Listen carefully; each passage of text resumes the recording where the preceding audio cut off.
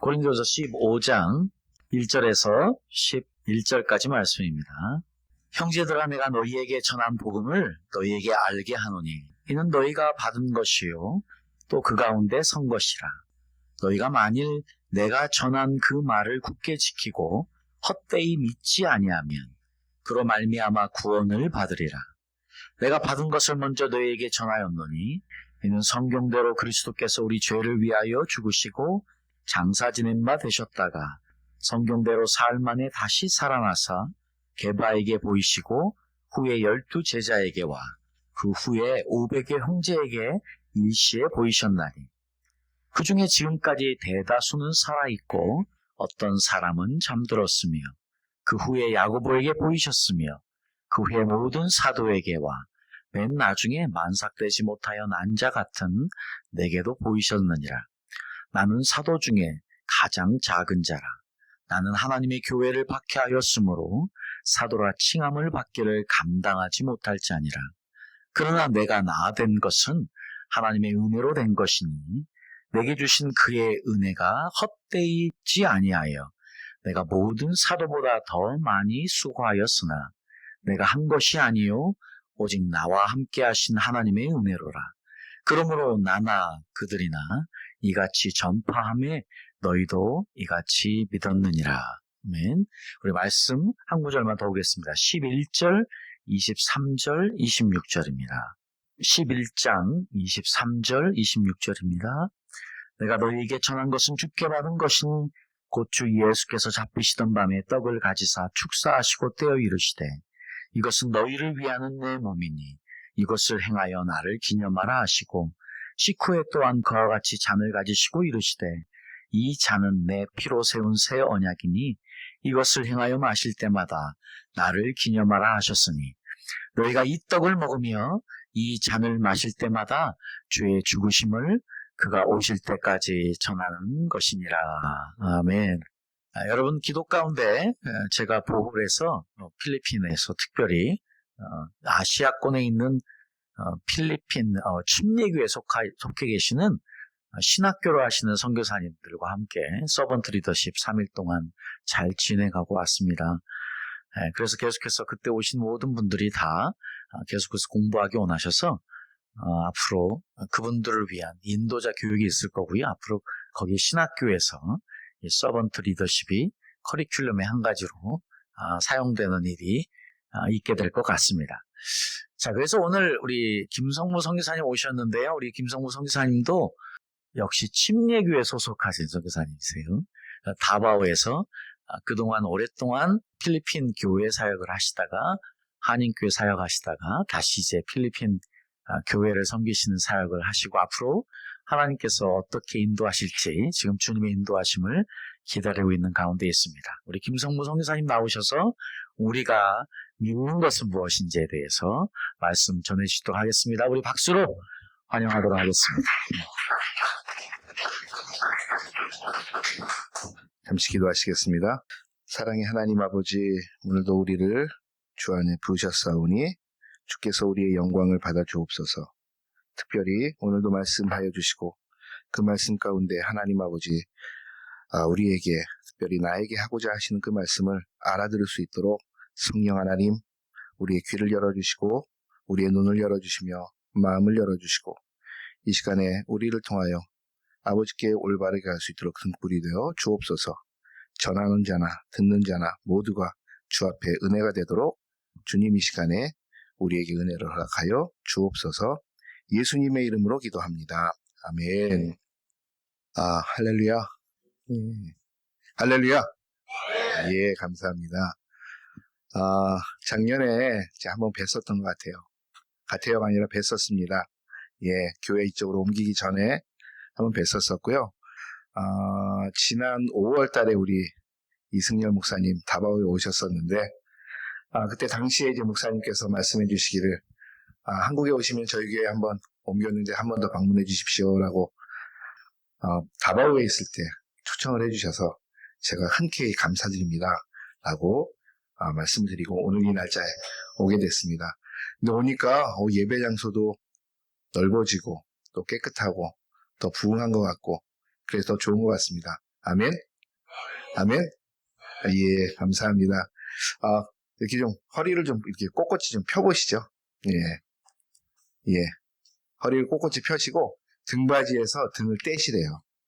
그래야 가장 몸이 좋은 자세래요. 작년에 제가 왔을 때도 말씀드렸지만 그냥 뭐 이렇게 필기하실 거 아니잖아요. 그렇죠? 그러니까 그냥 저를 바라봐 주세요. 저를 바라봐 주시고 바라보실 때 웃어주세요. 예. 인상 쓰시고 바라보시면 제가 의외로 마음이 담대하지 못한 자라 의외로 제가 소심해집니다. 그렇기 때문에 저를 바라보시고 웃는 얼굴로 바라봐 주시기 바랍니다. 예, 반갑습니다. 저는 다바오에서 올해 13년, 햇수로 13년, 14년을 하고 있는 김성무 선교사라고 합니다. 원래는 제가 한인교회를 섬기던 자가 아니고요. 현지인을 신학교를 원래 처음에 하려고 저희 화성교회에 신학교를 하고 있어서 그 신학교 임자로 갔다가 현지인 교회를 섬기게 됐어요. 그래서 현지인 교회를 개척했다가 코로나 이후에 저와 친했던 한인교회 목사님께서 갑자기 저를 보면서 저를 그렇게 반가워하시더라고요. 제가 한국에 있다 들어가니까 왜 이렇게 반가워했나 했더니 교회를 저에게 이렇게 넘기고선 그냥 도망치듯이 한국에 이제 철수를 하시면서 몸이 안 좋으셨어요. 부득이하게 제가 4개월 동안 한인교회 담임을 겸업하다가 지난 4월 12일부로 한인교회는 사임을 하고 지금은 다시 현지인 선교사로서 현지인 선교에 매진하고 있습니다. 교회를 개척했고 또한 좀 어려운 삶을 살고 있는 친구들에게 글을 모르는 친구들에게 글을 가르치는 사역은 제가 하지는 않고 우리 집사람이 하고 있고요. 예, 그런 사역을 하고 있는데 필리핀에 살다 보니까 그 바자우족이라고 합니다. 가장 필리핀에서 낮은 계급의 사람들. 그러니까 이 사람들의 특징은 무엇이냐면 물 위에 살아요. 그리고 이 사람들은 물 위에서만 살고 땅에서는 잘 안 살려고 해요.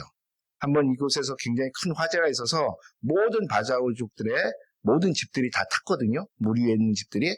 그래서 정부에서 땅 위에다가 간이 천막과 같은 집을 만들어주고 그런 다음에 공동 화장실을 쭉 만들어줬어요. 왜냐면 수천 세대가 탔으니까. 그래서 이 사람들을 화장실을 그곳에 지어주고 했는데 아침마다 아주 장관이 이루어집니다. 바닷가에서.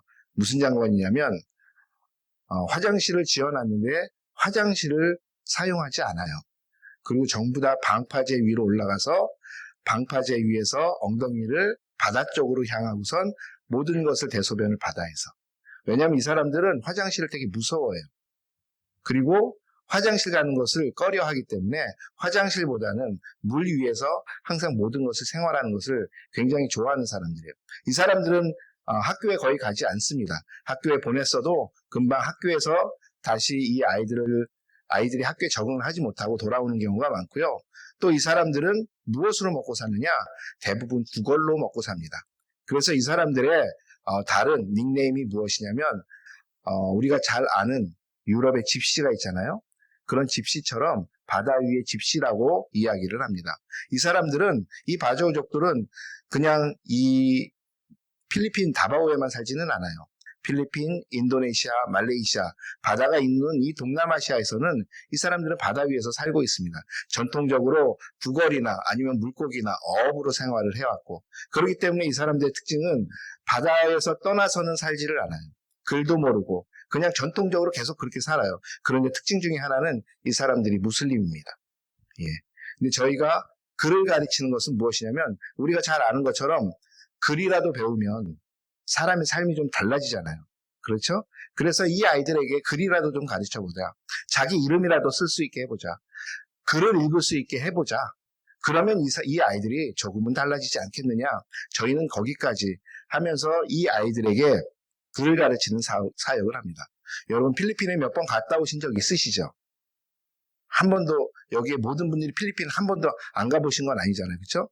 그런데 필리핀 가보면 구걸하는 친구들도 많고 못 사는 사람들도 많고 막 그렇습니다. 제가 필리핀에 갔을 때 좀 사진을 한 장 제가 처음에 갔을 때 찍은 게 있어요. 그건 뭐냐면 맥도날드에 드라이브스루에 갔는데 한 아이가 우리가 잘 아는 빗자루 있잖아요. 빗자루를 팔고 있는 거예요. 그 차가 드라이브스루에 쓰면은 와가지고 빗자루 사세요. 쓰면은 와가지고 빗자루 사세요. 하고 있는데 이 아이가 그늘에 홀로 앉아서 그 맥도날드 드라이브스루에서 돈 계산하는 그 부스 옆에 앉아있는 이 아이가 이렇게 우두커니 앉아있는 게 그렇게 치근해 보였어요. 그리고 제가 사진을 한 장 찍었습니다. 그런데 여러분 그거 아십니까? 필리핀에서 의외로 맥도날드 갈 수 있는 사람이 그렇게 많지 않습니다. 그리고 제가 가르쳤던 신학교에서 아이들도 대부분이 맥도날드 같은 곳 한 번도 가보지 못한 아이들이에요. 그런 인구가 인구의 3분의 1이 넘습니다.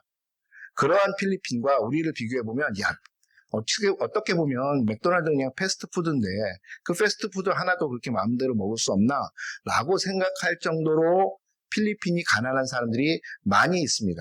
그런데 더 재밌는 건 필리핀은 우리보다 더 잘 사는 사람들도 우리보다 훨씬 많습니다. 그래서 필리핀 가면 돈 자랑하면 안 돼요. 왜냐하면 필리핀은 우리보다 부자의 수준이나 부자의 생각이 우리를 넘어섭니다. 그냥 아파트 하나 있고 뭐 있고 어느 정도 명품 가방 이 정도가 아니에요. 명품도 굉장히 많아야 되고 차도 굉장히 많아야 되고 그들은 돈에 대해서는 전혀 구애를 받지 않을 정도는 돼야 부자다라고 이야기할 수 있습니다.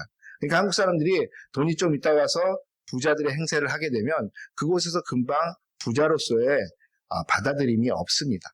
그만큼 필리핀의 빈부의 격차는 굉장히 심해요. 제가 왜 이 말씀을 드리냐면 그 아이를 보았을 때 하나님 저 아이에게 무엇을 주는 것이 과연 선교사가 할 일입니까? 라는 생각이 들었어요. 여러분 선교는 무엇이라고 한번 생각해요. 무엇이라고 생각하십니까? 선교는 복음을 전하는 것이다. 아니면 선교는 그 사람들의 복음을 전하면서 그 사람들이 좀 더 나은 삶을 살게 해주는 것이다. 어느 것이 선교 같습니까? 1번, 2번. 2번. 예, 많은 사람들이 그렇게 이야기합니다. 여러분 혹시 옛날에 영화 미션이라고 보셨나요? 굉장히 오래된 영화죠. 예, 미션이라는 영화. 가브리엘 오보에라는 굉장히 유명한 영화 음악도 있고요. 그렇죠? 거기에 보면 미션에 보면 두 명의 신부가 나옵니다. 한 명은 멘도사라는 신부고 한 명은 가브리엘이라는 신부예요. 근데 원래 이 멘도사는 누구였어요? 이 사람은 원래 노예장사였습니다. 그런데 이 사람이 가브리엘 신부를 통하여 복음을 받아들이고 이 사람이 신부가 되었어요. 근데 문제는 무엇이냐면 이 스페인 정부가 이 부족이 믿고 있는 그러니까 이 가브리엘과 멘도사가 전도 사역을 하고 있는 그 부족민에게 이제 부족민을 없애야겠다. 왜냐하면 그곳에 개발을 하게 돼서 그 부족민을 딴 데로 옮겨야겠다라는 정책을 쓰게 되면서 이 부족민과 이제 갈등을 빚게 돼요. 그러다가 이제 나중에 부족민과 전쟁을 하게 되고 그런데 이제 여기서 두 가지 의견이 충돌하게 되죠. 멘도사 신부는 무엇이라고 이야기하냐면 이들에게 중요한 것은 사는 것이다. 그러니까 우리가 이들에게 복음으로써 이들을 지켜줄 수 있는 것은 무엇이냐면 무력으로 같이 대항해 주는 것이다 라는 것이었어요. 그런데 가브리엘 신부는 끝까지 이야기합니다. 아니다. 주님의 은혜를 구해야 된다 라고 이야기하면서 우리가 그들과 함께 있어주면서 해야 될 것은 무엇이냐면 함께 예배하고 함께 주님의 마음으로 함께 있는 것이다 라는 거죠. 스페인의 그 막강한 군대가 들어왔을 때 그때 당시에 멘도사 신부는 이제 그 부족민들의 남자들을 이끌고 전쟁에 참여합니다. 그리고 가브리엘 신부는 그 교회 안에서 아이들과 함께 찬양을 하고 기도를 하며 예배를 드려요. 결론은 무엇이냐면 둘 다 죽습니다. 다 죽고 아이들만 남아요. 그 영화의 마지막이 아이들 몇 명이서 더 깊은 산으로 들어가면서 그러면서 영화는 끝이 나요. 어떤 게 더 옳고 그른가에 대해서는 영화는 이야기하지 않습니다. 과연 이들에게 함께 무력으로 싸워준 멘도사 신부가 맞는 건지 아니면 사랑으로 끝까지 우리를 죽이러 오는 저 스페인 군대까지도 우리가 사랑으로 품면서 복음 안에서 죽어가는 것이 맞는 것인지 그것에 대한 정확한 어느 것이 낫다, 그러다라는 판단을 하지 않습니다. 그런데 제가 왜 지금 이 이야기를 하냐면 그 필리핀에서 맥도날드 옆에 앉아있는 그 아이를 보면서 생각한 것이 무엇이냐면 과연 선교는 빵을 나눠주면서 복음을 전하는 것인지 아니면 복음 그 순수함만으로 다가가는 것인지 여기에 대한 의문이 들기 시작했다라는 것이에요. 여러분 그런데 선교지에서 이런 얘기가 있습니다. 돈이 가게 되면 복음은 전파되지 않는다라고 이야기해요.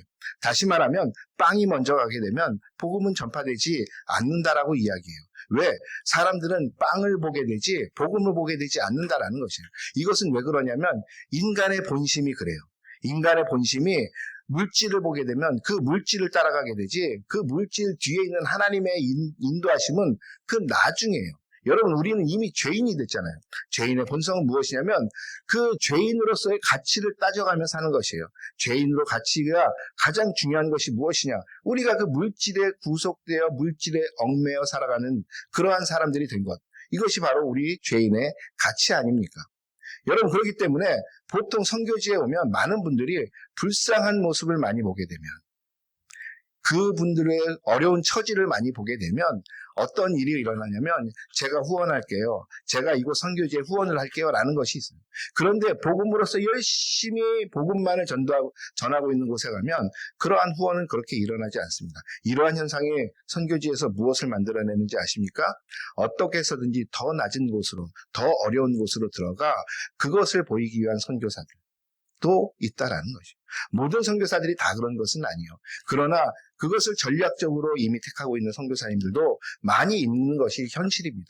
그럼 왜 그럴까요? 그 선교사님들이 잘못된 것이 아니라 지금 계속적으로 말씀드리는 것처럼 과연 빵이 먼저냐 아니면 복음이 먼저냐 라는 주제에서 복음에서 빵으로 넘어가면 빵과 함께 가는 복음, 이것을 선교사님들이 많이 선택하고 있다라는 것이에요. 여러분, 그렇다면 여기서 우리가 한번 살펴보면서 다시 생각해야 되는 것이 무엇이냐? 그러면 복음은 무엇이냐라는 것이에요. 여러분, 복음은 무엇이죠? 우리가 좁게 생각해보면 복음은 예수 그리스도라고 이야기하지 않습니까? 왜? 예수 그리스도께서 오셔서 우리를 위해서 죽으신 것, 그것이 바로 복음이고 예수 그리스도께서 오셔서 우리를 위해서 죽으셨지만 다시 부활한 것, 이것이 복음이다라고 우리는 이야기를 합니다. 그러면서 또 복음을 더 크게 생각을 해보면 복음은 무엇이냐라고 이야기하면 복음은 하나님 나라의 확장이라고 우리는 이야기합니다. 그 예수 그리스도께서 오신 것도 하나님 나라 확장을 위해서고 예수 그리스도께서 죽으신 것도 하나님 나라 확장을 위해서고 예수 그리스도께서 부활하신 이유도 하나님 나라의 확장을 위해서 오셨다라는 것이에요. 죄인된 우리가 하나님 나라가 다시 도래하는 것, 하나님 나라가 하나님께서 다시 이 땅을 치리하시는 그런 하나님의 가치로서 치리되게 하는 그 하나님 나라의 확장, 이것을 우리는 더 어떻게 보면 확대된 개념으로서의 복음이라고 우리는 이야기하게 됩니다. 그런데 이 확대된 복음으로서 우리가 생각을 하게 되면 한 가지 우리가 의문을 갖게 되는 것이 있습니다.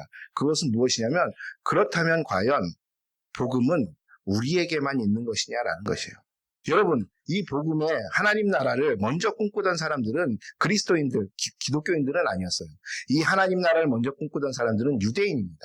유대교와 기독교는 우린 다르다고 이야기를 해요. 그런데 유대교에도 그렇다면 하나님 나라의 확장을 위해서 그들은 달려갑니다. 그런데 그 하나님 나라의 확장을 우리의 복음이라고 이야기하면 유대교와 우리는 헷갈릴 수 있어요. 그리고 이 복음에 대해서 우리는 확실한 명확한 무언가를 줄 수 없다라는 것입니다. 여러분, 유대교가 꿈꾸는 그들의 복음은 하나님 나라 차원에서 우리와 같지만 조금 다른 것은 무엇이냐면 그들의 구원관과 그들의 삶의 방식이 달라요. 바울은 그것을 로마서나 아니면 고린도전서나 아니면 계속해서 바울의 편지에서 이야기를 하죠. 유대인들이 꿈꾸는 복음은 무엇이냐면 바로 그 복음의 구원은 하나님의 언약 속에 있어요. 하나님이 그 유대인들을 택하신 것, 그 하나님의 언약의 은혜를 통하여 그들은 구원받은 사람들이에요. 그러니까 구원은 무엇이냐? 내가 죄인이지만 그 죄인으로서 구원받는 방식은 하나님이 언약으로서 그 사람들을 택정하셔서 너는 내 사람이다. 하나님의 은혜로 구원해 주시는 것이에요. 그 사람들이 그들은 유대인이라고 생각을 하고 그들은 그렇기 때문에 선민 사상을 가지고 있는 것이에요. 이 유대인 이외에는 하나님께서 택정한 민족이 없다라고 생각하기 때문에 이들에게는 구원은 오직 자신들에게만 있는 것이에요. 그러면 율법은 무엇이냐? 이 율법을 통하여 죄를 구분하고 이 죄 가운데로 나아가지 않으며 사는 삶, 이것이 유대인들의 삶이에요. 그리고 그 메시아는 무엇이냐? 메시아를 통하여 내가 구원을 받는 것이 아니라 메시아를 통하여 다시 한번 다윗의 왕권, 그 유대인의 왕국을 다시 만들 수 있는 것, 이것이 그들이 기다리고 있는 메시아 사상이에요. 그런데 우리는 그거와 좀 다르죠. 우리의 구원은 무엇이죠? 우리의 구원에 대해서 그리고 우리가 살아가는 삶에 대해서 우리가 그것을 다시 한번 이야기할 때 바울은 그것을 내가 믿고 있는 복음이라고 이야기합니다. 오늘 성경을 보니까 바울이 고린도에 편지를 하면서 15장에서 드디어 부활에 대해서 논하기 시작합니다. 여러분, 고린도전서를 왜 바울이 썼죠? 여러분, 고린도전서를 바울이 쓴 이유는 오직 한 문장으로 우리가 나타낼 수 있습니다. 그것은 무엇이냐면 너희가 어찌하여 나뉘었느냐라는 것이에요. 고린도전서 핵심은 무엇이냐면 너희가 왜 나뉠 수밖에 없느냐, 왜 나뉘었느냐라는 것이에요. 고린도 교회에 우리가 잘 아는 것처럼 분쟁이 있었어요. 나는 아볼로파야, 나는 게바파야, 나는 바울파야, 나는 예수파야. 서로 간에 교회 내에서 분쟁이 일어나고 파당이 일어나고 이 파당끼리 누가 옳은지 누가 맞은지 싸움이 일어났어요. 그럴 때 바울이 그들에게 보내는 편지가 바로 무엇이냐? 그것이 고린도전서예요. 이 분쟁이 있고 교회가 쪼개지게 생겼고 어찌 보면 현대교회하고 좀 비슷하지 않습니까? 그 교회를 보면 교회 안에서 파당이 지어지고 교회에서 누가 낫다 누가 잘못됐다 누구의 복음이 맞다 누구의 복음이 맞지 않다 라는 것을 누구의 말씀 해석이 맞다 누구의 말씀 해석이 맞지 않다. 교회는 분열됐고 교회는 교파가 생기기 시작했으며 같은 성경에 하나님의 말씀을 가지고 그 사람들의 해석의 차이에 의해서 나는 침례교 너는 장로교 너는 감리교 끊임없이 교회는 분열되었습니다. 고린도 교회도 똑같아요. 고린도 교회가 이 복음이란 것을 지금 오늘 보니까 바울이 내가 너희에게 전한 것은 다른 것이 아니라 내가 먼저 받은 이것을 내가 너희에게 전했는데 왜 너희에게 전한 이 복음이 어찌하여 나뉘게 되었느냐라는 것이에요. 그럴 때 바울이 이 고린도 교회에다가 내가 이것을 전했는데 너는 무엇이 잘못됐고 너는 무엇이 잘못됐고 너는 뭘 잘했고 너는 뭘 잘했고 이런 이야기 하지 않습니다. 그리고 또 바울이 나뉜 그 교회를 다시 대동단결해서 만드는데 우리가 조금씩 양보해서 우리가 한 몸 돼야지 이렇게 이야기하지 않습니다. 바울이 고린도전서에서 다시 이야기하는 핵심은 무엇이냐? 너희가 어찌 나뉘었느냐라고 이야기하면서 다시 너희는 하나가 돼야 된다라고 이야기하면서 너희는 원래 나뉠 수 없는 존재인데 나뉘는 자체가 잘못됐다라고 이야기하면서 너희의 무엇이 잘못됐냐면 너희가 믿고 있는 복음이 잘못됐다라고 이야기해요. 그러면서 바울이 고린도전서에서 이들을 하나로 묶는 솔루션이 무엇이냐? 그것은 다시 바울이 복음을 이야기하는 것이에요. 여러분, 당시에 그런데 고린도 교회에 또 무엇을 믿지 않는 사람들이 있었냐면 부활에 대해서 믿지 않는 사람들이 있었어요. 부활에 대해서. 아니, 사람이 어떻게 부활할 수 있어? 그건 말도 안 되잖아. 당시 헬라 문화, 그러니까 그리스 문화가 그 중근동으로 들어오면서 당시에 그 헬라 문화의 이분법적인 사고방식. 영은 맑고, 영은 아름답고, 영은 선하고, 육체는 더러운 것. 그러면서 그리스도의 부활까지도 그리스도께서 영으로 부활하신 것이다. 이것이 나중에 조금 더 발전하여 우리 그리스도, 기독교와 계속적으로 반목하게 되는 영지주의가 바로 여기서 탄생하게 됩니다. 당시의 고린도 교회도 영지주의는 아니지만 이미 이 영지주의의 가능성을 보이고 있는 그리스 헬라의 영향을 받은 이 이분법적인 사고방식의 사람들이 있었어요. 그러면서 예수의 부활을 부인했어요. 그리고 죽은 자들의 부활을 부인합니다. 그러기에 복음을 이야기하면서 오늘 바울이 15장에서 다시 부활에 대해서 이야기를 하게 되는 것입니다. 다시 말하면 고린도전서는 분열된 교회에 이 분열의 교회를 하나로 만드는 방법으로서 복음을 다시 제시한다라는 것입니다. 그러면서 오늘 바울이 제시하는 복음은 무엇이냐? 바로 그것이 오늘 우리가 읽은 15장 1절부터 11절에 아주 잘 나와 있습니다. 첫째, 그가 전한 복음은 무엇이냐면 내가 너희에게 나는 이것을 받았고 그리고 내가 너희에게 그대로 전한 복음 이것은 무엇이냐? 죽으신 그리스도를 나는 믿는다라는 것이에요. 죽으신 그리스도. 다시 말하면 그 예수께서 이 땅에 오셨는데 예수께서는 죽으셨다라는 것이에요. 왜? 죽은 이유가 중요한데 우리가 죄 아래서 그 누구도 하나님께 가지 못하는 그 인간이었는데 하나님께서 그 인간을 위해서 오직 한 가지 방법을 만드셨는데 그 방법은 무엇이냐? 모든 세상의 사람들을 대속해서 그 대표자로서 한 사람 때문에 아담이란 한 사람 때문에 죄가 대표성으로 우리 인간의 세상에 들어온 것처럼 예수 그리스도라는 그 한 사람으로 말미암아 그의 죽음으로 말미암아 그의 죽음을 통하여 그가 우리의 모든 죄를 짊어지고 죽으신다. 라는 바로 이 죽으신 그리스도를 나는 믿는다라는 것이에요. 여러분 죽으신 그리스도를 믿으십니까? 그 죽으신 그리스도께서 바로 나의 죄, 너의 죄, 우리의 죄를 위해서 그분이 그 속죄제로 우리를 위해서 죽으신 것을 믿으십니까? 바로 이 바울은 지금 고린도 교회 이야기하는 게 이거예요. 내가 믿는 예수, 내가 믿는 그리스도는 누구시냐? 바로 나 때문에, 바로 나를 위해서, 바로 너 때문에, 바로 너를 위해서 죽으신 그 예수 그리스도. 나는 그분을 믿는다라는 것이에요. 아까 유대교에서는 무엇으로 구원을 얻는다 그랬죠? 어떻게 죄를 씻는다 그랬죠? 하나님의 은혜로서 말미암는 그 언약, 그걸로 말미암아 하나님의 그 선택으로 말미암아 그들은 구원된다라고 믿고 있었지만 지금 바울은 무엇을 주장하냐면 아니 그것으로 죄 씻음, 그것으로 구원이 이루어지는 것이 아니야. 나의 구원은 그 죽으신 그리스도로 말미암아 나의 구원이 이루어진다라고 지금 말한다는 것이에요. 이것이 바울이 첫째 이야기하는 복음의 핵심이에요. 두 번째 바울이 이야기하는 복음의 핵심은 무엇이냐? 나는 살아계신 그리스도를 믿는다라는 것이에요.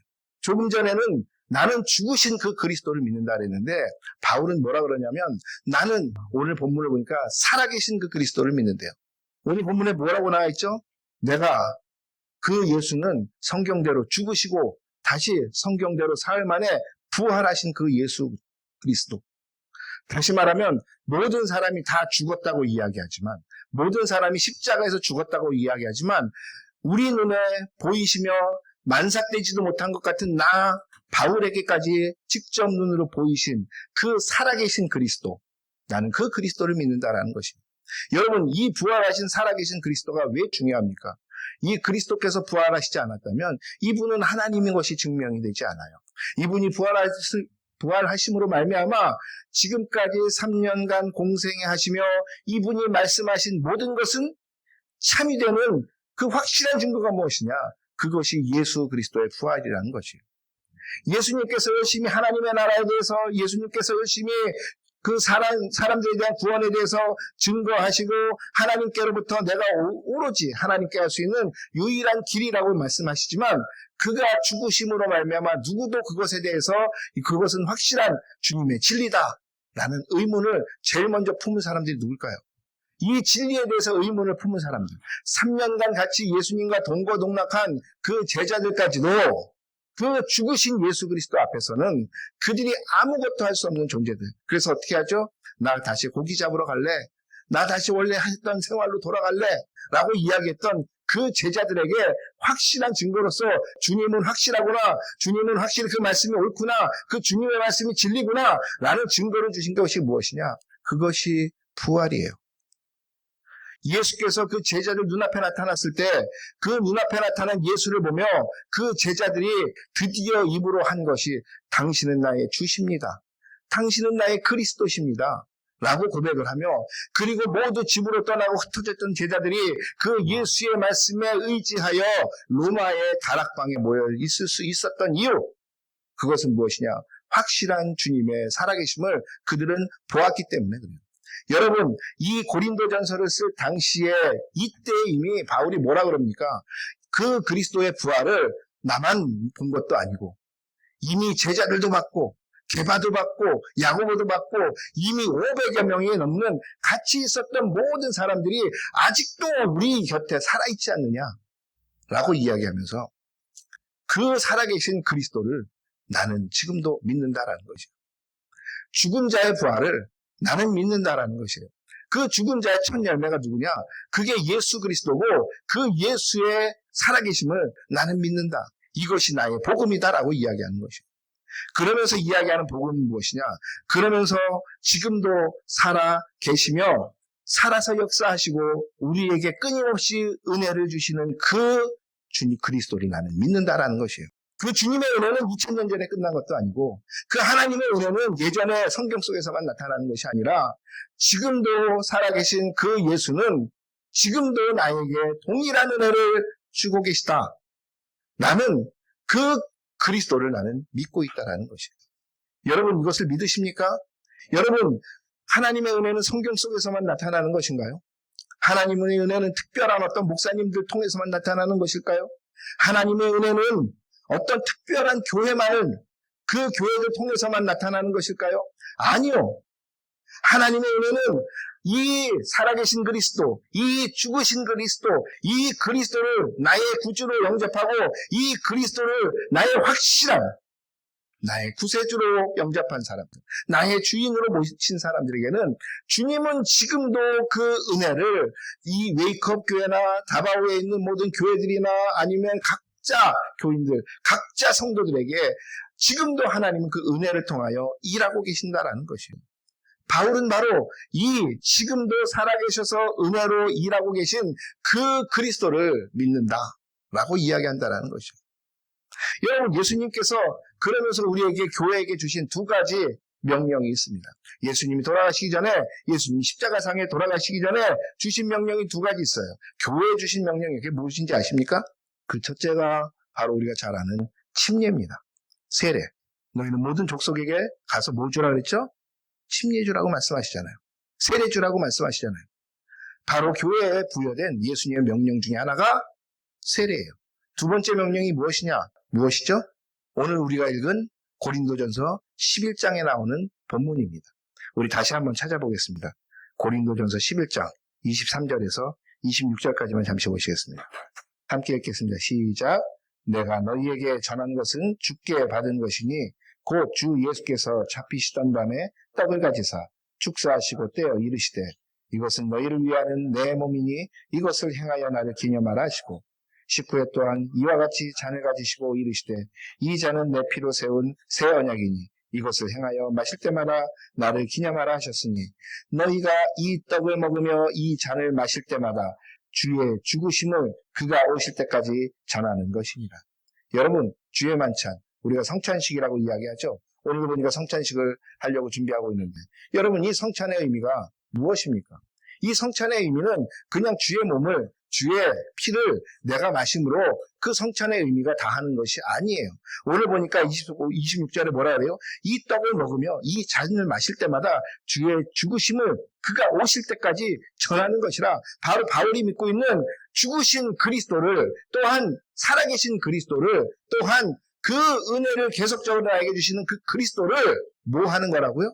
전하는 것을 우리가 다짐하며 다시 한번 상기하는 의식이 무엇이냐?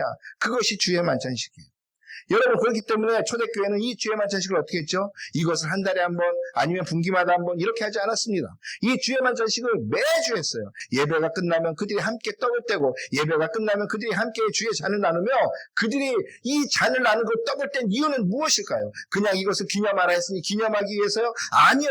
그들은 이 떡을 뗄 때마다 그들은 이 잔을 대할 때마다 그들은 마음속에 다짐을 했는데 그것은 무엇이냐면 지금도 내가 믿는 이 복음 죽으신 그리스도와 살아계신 그리스도와 나에게 은혜를 주시는 그 그리스도를 내가 믿을 뿐만 아니라 이 그리스도를 내가 세상에 죽을 때까지 전하는 것을 내 업으로 삼겠다, 내 사명으로 삼겠다. 이것을 다짐하는 행위가 무엇이었냐면 이것이 바로 주의 만찬식으로 나타나는 것이에요. 다시 말하면 주의 만찬식, 이 성찬식은 무엇이냐?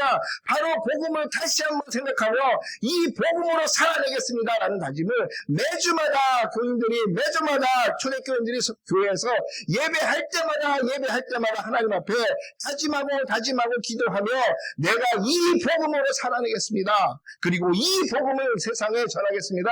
이 복음으로 내가 하나님 나라를 완성하겠습니다. 라고 다짐했다라는 것이에요. 믿으십니까? 바로 복음은 무엇이냐?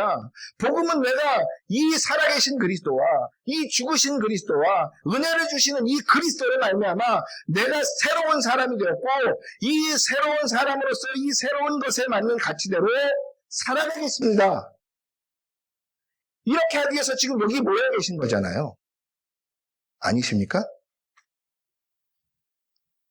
이렇게 하기 위해서 지금 이것을 다짐하고 이것을 하나님 앞에 다시 한번 힘주십시오라고 기도하고 그리고 그 영광스러운 하나님을 찬양하기 위해서 이 자리에 모여 계신 것 아니십니까? 여러분, 바로 이것이 바울이 고린도전서에서 고린도 교회에 지금 다시 분열된 교회에 그 교회를 풀어내는 솔루션으로 전파하고 있는 복음이라는 것이에요. 여러분은 살아계신 그리스도를 믿으십니까? 여러분은 죽으신 그리스도를 믿으십니까? 여러분은 지금도 살아계셔서 역사하시고 지금도 우리에게 은혜를 통하여 세상에 우리를 이끌고 가시는 그 주님을 믿으십니까?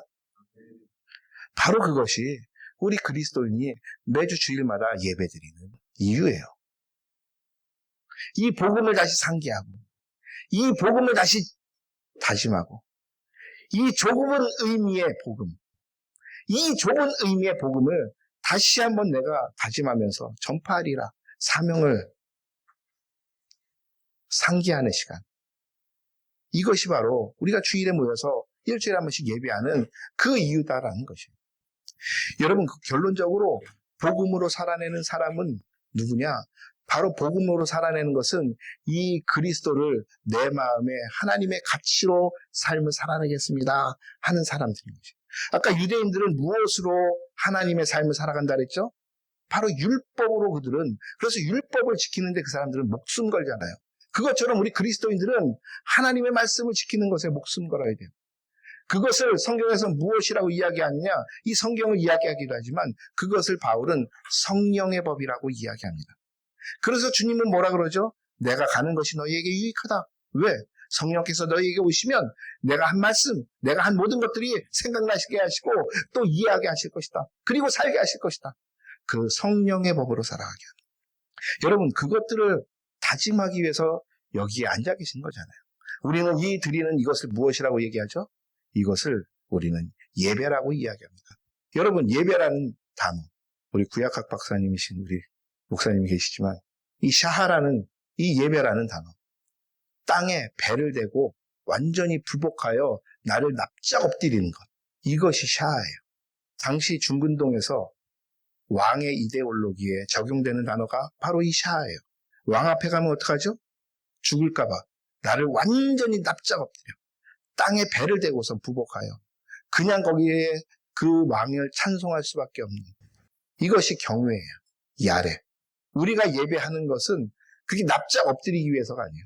납작 엎드리며 하나님 앞에 우리가 그분이 옳다라고 인정해 드리는 것, 이것이 예배라는 것이에요. 그 하나님의 가치가 옳습니다. 그 하나님의 말씀이 옳습니다. 그 하나님의 진리가 옳습니다. 나의 가치와 나의 진리와 나의 모든 이야기들은 하나님의 가치에 비하면 아무것도 아닙니다. 그러기에 나의 것을 내려놓겠습니다. 나의 것을 내려놓고 하나님의 것으로 채우겠습니다. 그 가치대로 살겠습니다. 그러나 내가 죄인이기에, 그러나 내가 힘이 없기에, 그래서 내가 매일 세상에 넘어지니까 주님 우리에게 힘 주십시오. 이러기 위해서 예배당에 오시는 거잖아요. 다시 말하면 오늘 본문대로 하면 이것이 다시 복음이 나의 속에 살아나 그 살아계신 그리스도와 죽으신 그리스도와 은혜를 주시는 그리스도를 내가 삶의 가치로서 내가 여기며 내 삶에서 살아가겠습니다. 다짐하는 시간. 그것이 예배하는 시간이잖아요. 우리 웨이크업 교회가 바로 그렇게 예배함으로 말미암아 복음이 살아있고 복음이 삶에서 여러분들을 이끌어가시는 교회 되기를 주의 이름으로 축원하겠습니다. 여기에 모여 계신 하나님께서는 많은 사람들이 모인 것을 기뻐하지 않으세요. 기뻐도 하시죠, 당연히. 그런데 그것만 기뻐하시지 않는다라는 거죠. 하나님께서는 기뻐하시는 것은 한두 사람이 모여도 그 앞에 정말 하나님을 경배하며 그 복음으로 다시 한번 살아내기 위해서 다짐하며 그 하나님께 나의 모든 것을 내려놓고 그 힘을 구하고 하나님의 진리를 인정해드리는 것. 주님은 이 사람들을 찾으신다라는 것이죠. 그리고 주님은 그 사람들을 통하여 일하십니다. 주님은 그 사람들을 통하여 일하실 때 그 사람들을 하나님께서는 도구화하여 하나님께서 일하시고 그리고 하나님께서는 그 사람들에게 말씀하시기를 내가 너를 통하여 영광받았다 라고 말씀하신다는 것이죠. 그러한 웨이크업 교회 되기를 주의 이름으로 축원하겠습니다. 그러한 삶을 사시는 저와 여러분 되기를 주의 이름으로 축원하겠습니다. 하나님의 가치가 나의 가치에 우선합니다. 바로 그것이 복음의 정신이에요. 나의 가치를 내려놓고 하나님의 가치로 무장하겠습니다. 그것이 예배의 정신이에요. 그러한 저와 여러분 되기를 주의 이름으로 축원하겠습니다.